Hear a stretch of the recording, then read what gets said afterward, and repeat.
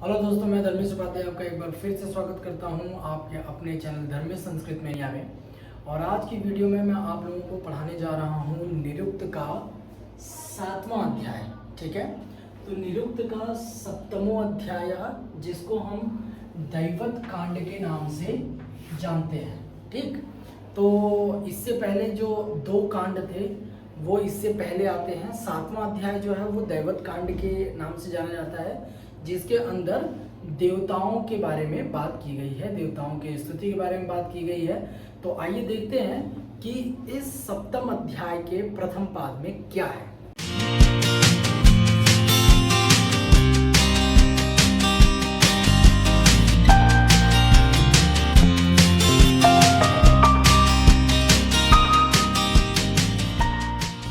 तो दैवतम, ठीक, अथा तो दैवतम, इसमें क्या कहता है?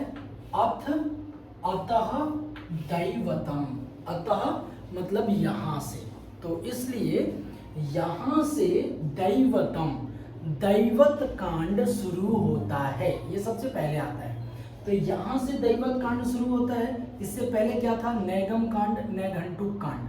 ठीक, तो अब यहां से अथ अतः दैवतम, अब यहां से दैवत कांड शुरू होता है। ये इस लाइन का अर्थ है। उसके बाद कहा तद्यानि नामानि प्राधान्य स्तुति नाम देवता नाम तद दैवतम मिथ्याचक्षते। अब इसमें क्या कहा? तो इसमें कहता है कि तद्यानि नामानि प्राधान्य स्तुति नाम देवता नाम तद दैवतम मिथ्याचक्षते। अब देखिए अलग अलग करते हैं।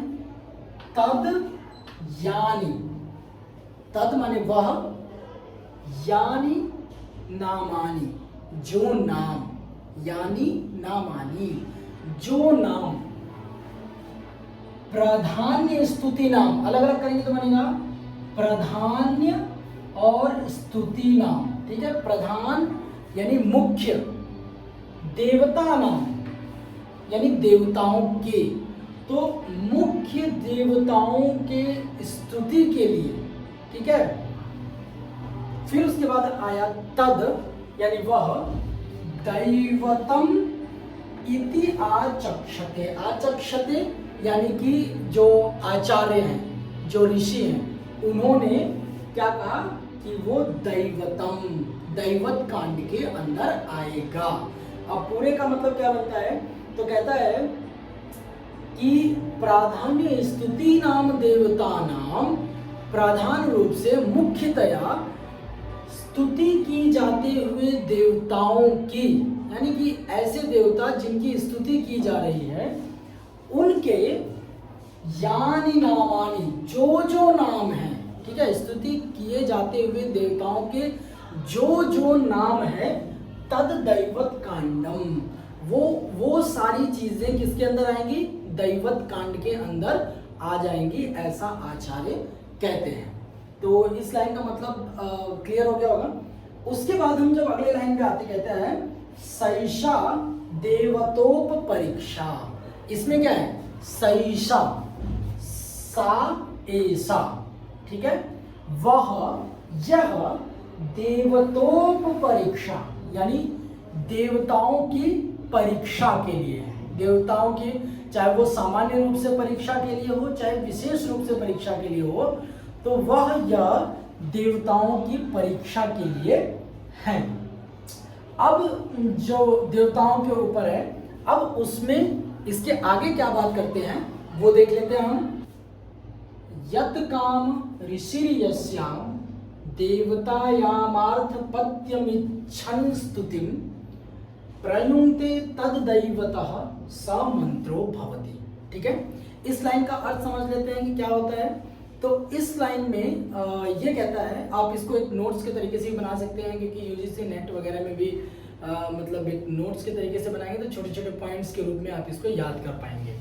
तो कहता है यत कामः, यत कामः यानी जिस प्रकार की कामना होती है। मान लो किसी वस्तु को पाने की इच्छा, ठीक है, तो किसी वस्तु को पाने की कामना ऋषि, जिस ऋषि की, यानी कि जो ऋषि है वो किसी वस्तु को पाना चाहता है, ठीक, तो उस वस्तु को पाने की इच्छा रखता हुआ यस्याम देवतायाम, जिस देवता की या जिन देवताओं की, ठीक है, देवतायाम अर्थापत्यम इच्छन स्तुतिम, अर्थापत्य इच्छन स्तुतिम, ठीक है। तो अर्थापत्य माने अर्थपतित्व, अर्थपतित्व माने कि जैसे कि मेरी इच्छा हुई कि मैं ये चाहता हूँ, मैं वो चाहता हूँ, तो वो इच्छा, वो चाहत, तो कहता है कि जो ऋषि की किसी वस्तु को चाहने की इच्छा, यस्याम देवतायाम, जिस देवता का, ठीक है, अर्थापत्यम इच्छन स्तुतिम, अर्थपतित्व को चाहने की जो स्तुति है, प्रयुंक्ते करता है, स्तुति करता है, यानी कि अपनी इच्छाओं को प्राप्त करने के लिए वो जिन देवताओं की स्तुति करता है, सह मंत्रो भवति, वह मंत्र होता है कैसा, तद दैवतः, वह मंत्र उसी देवता का होता है, ठीक है। अब इसमें इसका मतलब क्या हुआ, इसका मतलब ये हुआ कि कामनाओं को प्राप्त करने का इच्छुक जो ऋषि है वो जिस अर्थपतित्व को पाना चाहता है उसके लिए यस्याम देवतायाम, जिस देवता की स्तुति करता है, जिन देवताओं की स्तुति करता है, वो जो मंत्र है उस मंत्र को उसी देवता का माना जाता है, वो मंत्र उसी देवता का है, ठीक है।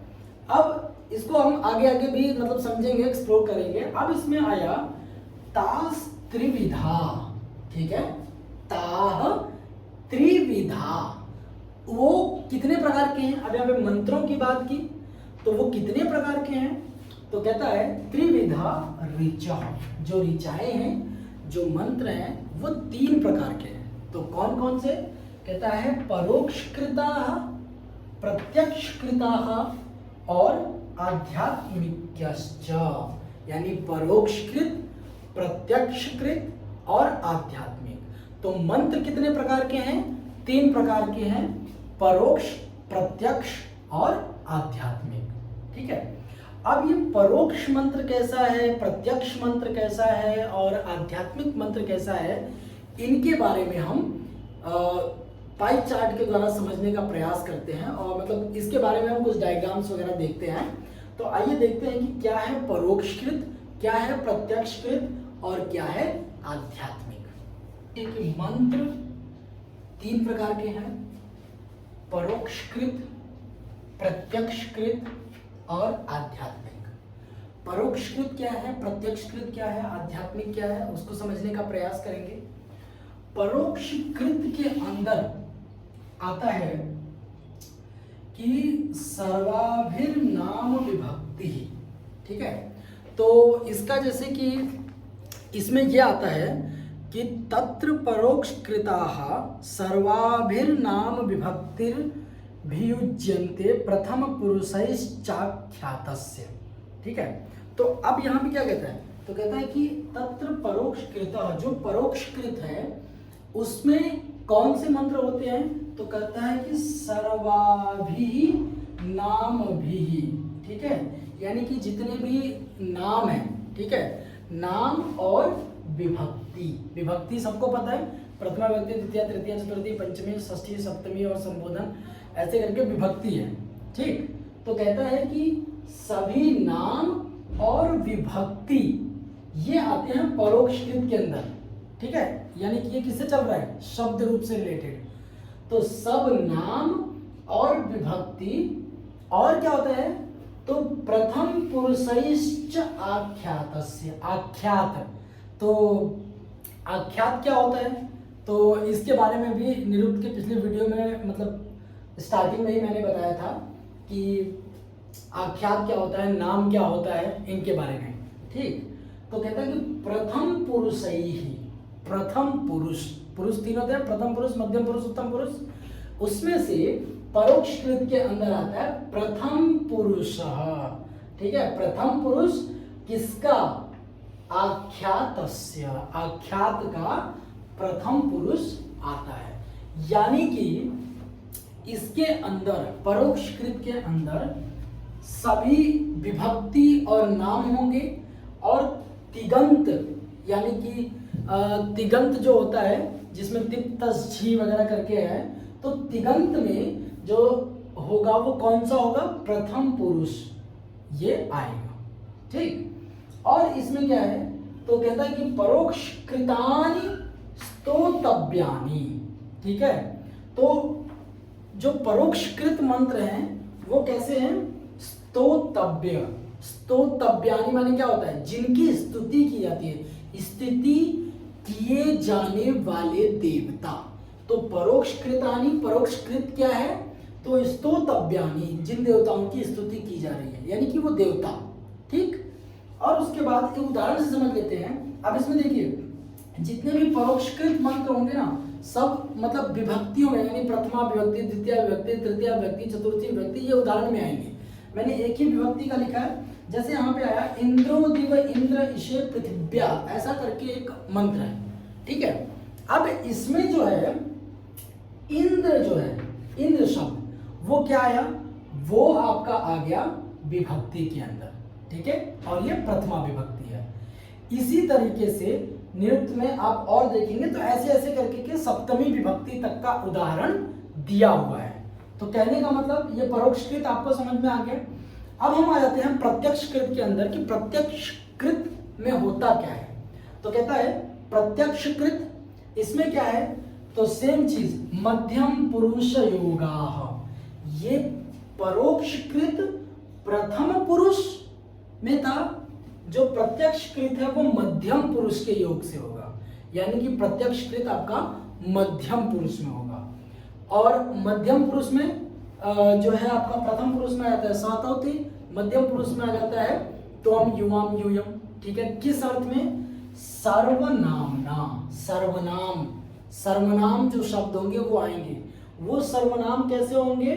तो त्वम वाले। ठीक है, तो वही कहता है कि सर्वनाम त्वम वाले, त्वम माने तुम। तो आया मध्यम पुरुष योगा, मध्यम पुरुष वाले होंगे। सर्वनामना यानी कि त्वम वाले सर्वनाम शब्द होंगे। और ये प्रत्यक्षकृत जो है वो स्तोतारो, ठीक, स्तोतारो भवन्ति। प्रत्यक्षकृत, प्रत्यक्षकृत क्या है तो स्तोतारा है। स्तोतारा का मतलब होता है जो स्तुति कर रहा है। ठीक है, स्तुति करने वाला। तो स्तोतारा स्तुति करने वाला, और स्तोतव्यानि यानी जिनकी स्तुति की जाती है। बात समझ आई? और उसके बाद यहाँ पे उदाहरण में हमने समझा कि त्वमिंद्र बलादधि। ठीक है, अब त्वमिंद्र बलादधि इस मंत्र में देखिए यहाँ पे आया त्वम और इंद्र। तो क्या चीज आया? त्वम।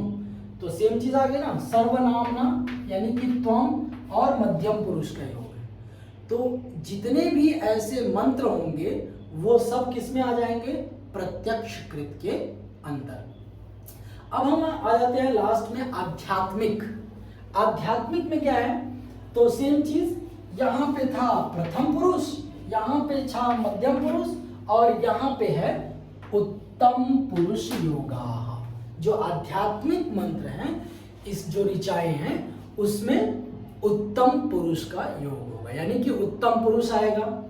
और क्या आ सकता है तो कहता है सर्वनामना अहम, अहम सर्वनामना, यानी कि सर्वनाम आएगा, सर्वनाम शब्द वो कैसे वाले होंगे? अहम, अहम, आवाम, वयम।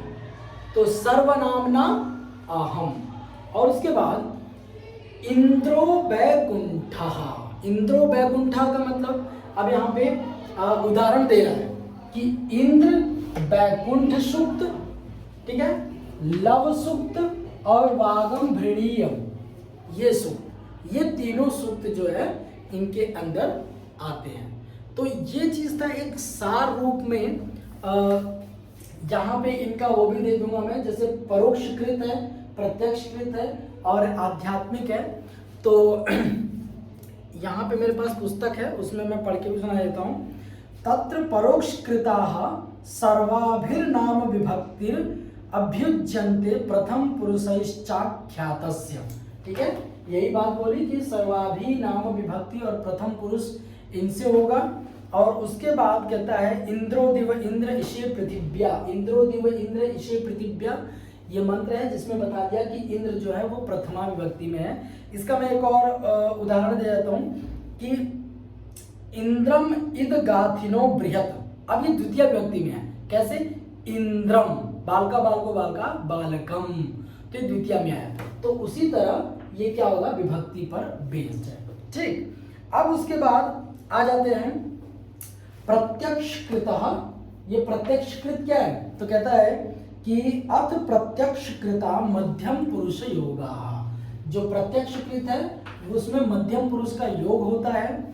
और उसके बाद त्वमिति चैतेन सर्वनामा, सर्वनामना, त्वम इति यानी कि त्वम, ये वाला त्वम, ये त्वम जो है वो सर्वनाम होगा। ये त्वम सर्वनाम इसके अंदर आ जाएंगे। और उसके बाद कहता है उदाहरण त्वमिंद्र बलादधि, जो मैंने आप लोगों को बताया त्वमिंद्र बलादधि। तो ऐसा करके यहाँ पर निरुक्त में लिखा हुआ है, आप निरुक्त को लेकर के बैठ सकते हैं और जब मैं बता रहा हूँ तो उसको सार रूप में समझ सकते हैं। ठीक है, मैंने ज़्यादा डीप में एक्सप्लेन करने की कोशिश नहीं की है, मेरा बस ये था कि आपको ये समझ में आए कि मंत्र के कितने प्रकार हैं और कौन सा मंत्र किस तरीके का होता है।